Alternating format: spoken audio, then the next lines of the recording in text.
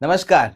मैं हूं सीए पथिक और आप देख रहे हैं SCSS मास्टर एकेडमी।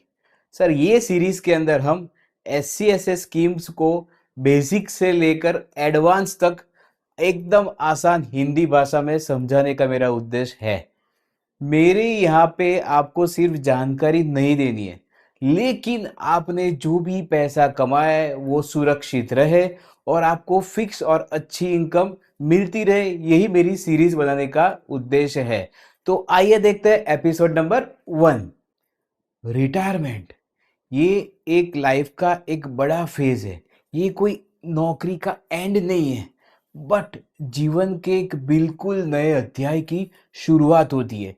लेकिन इस नए अध्याय की शुरुआत करने में आपको एक निर्णय लेना होता है, और वो निर्णय आपके आने वाले 5, 10 या 20 सालों को आर्थिक तरीके से आपको एकदम मजबूत बनाता है। तो आज की हम इस SCSS मास्टर क्लास के अंदर पहले एपिसोड में समझेंगे कि SCSS क्या है।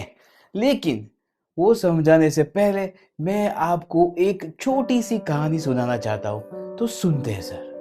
35 years of hard work, one important decision।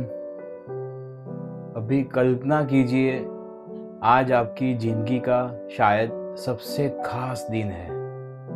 आज आपने रिटायरमेंट लिया है। 35, शायद 38 या 40 साल तक लगातार नौकरी करने के बाद आप लाइफ का डिसीजन लेने जा रहे हो कि मैं रिटायर होने वाला हूँ। आपकी पूरी ऑफिस में फेयरवेल पार्टी चल रही है। सभी लोग आपके लिए तालियां बजा रहे हैं। कोई आपको बुके दे रहा है और कोई कह रहा है, अब तो सर आराम कीजिए, आपने 40 साल तक बहुत काम किया है। और आप भी जरा मुस्कुरा रहे, और खुशी खुशी आपके घर शाम को वापस पहुंचते हैं। आपने मोबाइल उठाते, अचानक से एक SMS टोन सुनी और एक मैसेज आता है, 30 lakh rupees credited successfully to your saving bank account. शायद पहली बार इतनी बड़ी रकम आपके बैंक अकाउंट में दिखाई देती है। बहुत खुश थे आप। कुछ मिनट पहले तक सब कुछ अच्छा लग रहा था, लेकिन अब एक सवाल बार बार दिमाग में आ रहा है, इन पैसे का मैं क्या करूं? आपके पास काफी ऑप्शन थे। सेविंग अकाउंट में पैसा रखूं, बैंक में फिक्स डिपॉजिट में रखूं, म्यूचुअल फंड में पैसा रोकूं, या गांव में एक प्रॉपर्टी लूं और वहां शांति से रहूं। और गोल्ड भी परचेज कर सकते थे आप। या फिर आपके पास ऑप्शन आया SCSS। बस यही ज्यादातर लोग सबसे बड़ी गलती कर बैठते हैं। गलती इसलिए नहीं क्योंकि वे समझदार नहीं है, गलती इसलिए क्योंकि रिटायरमेंट के बाद इन्वेस्टमेंट के नियम पूरी तरह से बदल जाते हैं। और आपने भी देखा होगा कि जैसे ही आपके पास पैसे आएंगे, आपके काफी रिश्तेदार आपसे पैसे मांगने आएंगे। आपके फैमिली में जो आपके करीबी लोग हैं, वो आपको अलग अलग सलाह देंगे कि आप यहाँ पैसे रखो, यहाँ पैसे रखो। और लास्ट में आप क्या होंगे? कंफ्यूज ही हो जाएंगे। लेकिन बिफोर और आफ्टर रिटायरमेंट के अंदर क्या अंतर है? जब आप 30 साल के थे, हर महीने रेगुलर सैलरी आपके अकाउंट में आ जाती थी। आपके पास रिस्क लेने की भी क्षमता थी। आप तूफानों से भी लड़ सकते थे। गलतियां भी हो जाती थी, तो पूरी जिंदगी पड़ी थी सुधारने के लिए। लेकिन रिटायरमेंट के बाद सैलरी बंद, लेकिन एक्सपेंस बंद नहीं होते। आप मेरे साथ एग्री होंगे कि आपको दवाइयां भी खरीदनी होगी, कभी कभार डॉक्टर के पास भी जाना होगा, बिजली का बिल आएगा, कभी रुकेगा नहीं, घर भी चलाना होगा, ट्रैवलिंग भी करना होगा। और हमारे पूरे इंडिया में तो फैमिली कल्चर है, तो फैमिली की जिम्मेदारियां भी आपके ऊपर होगी।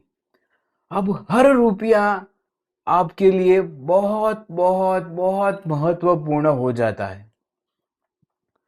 और शायद इसीलिए गवर्नमेंट ऑफ इंडिया ने सीनियर सिटीजन के लिए एक ऐसी स्कीम बनाई जिसका उद्देश्य आपको करोड़पति बनाना नहीं, बल्कि आपकी मेहनत की कमाई को सुरक्षित रखना है। उस स्कीम का नाम है सीनियर सिटीजन सेविंग स्कीम। अब तक हमने समझा कि एससीएसएस क्यों शुरू की गई, लेकिन एक सवाल अभी भी बाकी है। अगर सरकार इतनी सारी योजनाएं चलाती है तो लाखों सीनियर सिटीजन्स एससीएसएस को ही क्यों चुनते हैं? इसका जवाब केवल एक नहीं बल्कि 5 ऐसे कारण हैं जो एससीएसएस को बाकी योजनाओं से अलग बनाते हैं। आइए एक एक करके इन्हें समझते हैं, जिससे आपको पता चले कि एससीएसएस क्यों सबसे अच्छा है। तो इसका पहला कारण है सरकार का भरोसा। एससीएसएस किसी प्राइवेट कंपनी की स्कीम नहीं है, यह गवर्नमेंट सपोर्टेड स्कीम है। यही वजह से कि बिल्कुल से सीनियर सिटीजन इसे सुरक्षित निवेश के रूप में देखते हैं। रिटायरमेंट के बाद लोगों की पहली प्राथमिकता होती है अपने जीवन भर की कमाई को सुरक्षित रखना, और यही भरोसा एससीएसएस की सबसे बड़ी ताकत है। लेकिन क्या केवल सुरक्षा ही पर्याप्त है? बिल्कुल नहीं जी। अब देखते हैं इसका दूसरा कारण। रिटायरमेंट के बाद हर महीने सैलरी आना बंद हो जाती है। अब घर का खर्च कैसे चलाएं? यही एससीएसएस की दूसरी बड़ी विशेषता सामने आती है। इस योजना में ब्याज नियमित अंतराल पर मिलता है। कई सीनियर सिटीजन इसी नियमित आय की वजह से इसे पसंद करते हैं। यानी आपका निवेश केवल पड़ा नहीं रहता, बल्कि समय समय पर आपको आय भी देता है। लेकिन क्या केवल नियमित आय ही काफी है? नहीं सर। आइए तीसरा कारण भी समझते हैं। तीसरा कारण एससीएसएस की इंटरेस्ट रेट। यही वह फीचर है जिसके बारे में सबसे लोग ज्यादा सवाल पूछते हैं, लेकिन मैं अभी इसकी पूरी चर्चा नहीं करूंगा, क्योंकि मेरा अगला नेक्स्ट एपिसोड यही विषय पे होगा कि गवर्नमेंट इंटरेस्ट रेट कैसे तय करती है। आइए चौथा कारण देखते हैं। एससीएसएस खोलना काफी आसान है। आप किसी विशेष शहर या संस्था तक सीमित नहीं रहना पड़ता। यह योजना देश भर में और ऑथोराइज बैंक और पोस्ट ऑफिस के माध्यम से उपलब्ध है, यानी सुविधा भी और पहुंच भी। ये खोलना काफी आसान है। और अब पांचवा सबसे भावनात्मक कारण, एससीएसएस किसी भी आयु वर्ग के लिए नहीं बनाई गई। इसे विशेष रूप से सिर्फ और सिर्फ सीनियर सिटीजन की आवश्यकताओं को ध्यान में रखकर ही बनाया गया है। यानी इस योजना का उद्देश्य केवल रिटर्न देना नहीं है, बल्कि रिटायरमेंट के बाद आर्थिक स्थिरता का सहारा भी देना है। शायद यही कारण है कि लाखों परिवार इसे अपनी रिटायरमेंट प्लानिंग का हिस्सा बनाते हैं। अभी जो हमने 5 कारण देखे, उसका एक समरी है क्यों एससीएसएस काफी सीनियर सिटीजन का ट्रस्ट है। बिकॉज ये गवर्नमेंट बैकिंग है, रेगुलर आपको इनकम मिलता रहता है, इंटरेस्ट रेट भी कंपैरेटिवली ज्यादा मिलता है, और आप कहीं भी खोल सकते हैं।